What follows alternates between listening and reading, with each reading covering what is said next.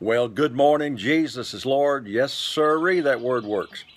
I want to talk to you about Proverbs chapter 4. It says, "My son, attend to my word." Or in other words, make the word the first place in your life. Give your attention to the word of God. There's so much information off of the television, the social media, the newspapers, all the stuff.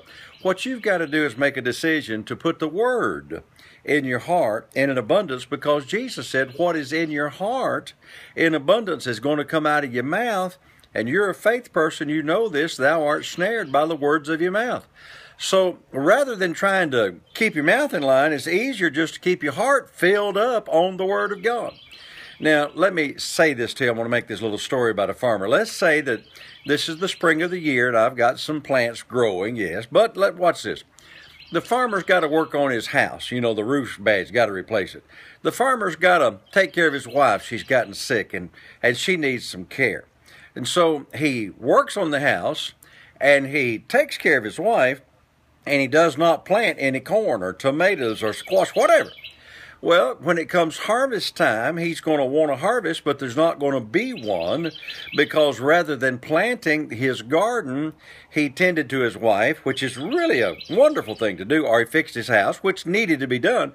But if he does not plant that crop, he's not going to be able to harvest a crop. So let me say this to you. I got to go to work today. I've got to clean the house today. I got to iron the clothes for the kids. I got to cook supper. All of that's important.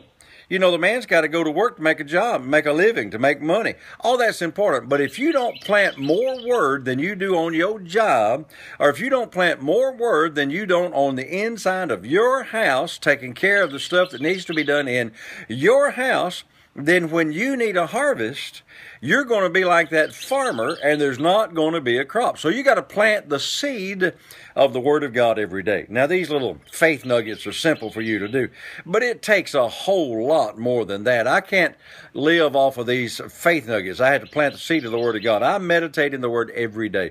I spend a lot of time talking the Word, hearing the Word, meditating in the Word. When I do watch television, it's usually a CD, because I want to hear the Word, because faith only comes one way. Faith cometh by hearing, and hearing by the Word of God. You might say, well, I don't have some of the stuff that you have, or I can't do what you can do. You got the gift of faith. What you got to do is plant it, that Word in there, let it grow up.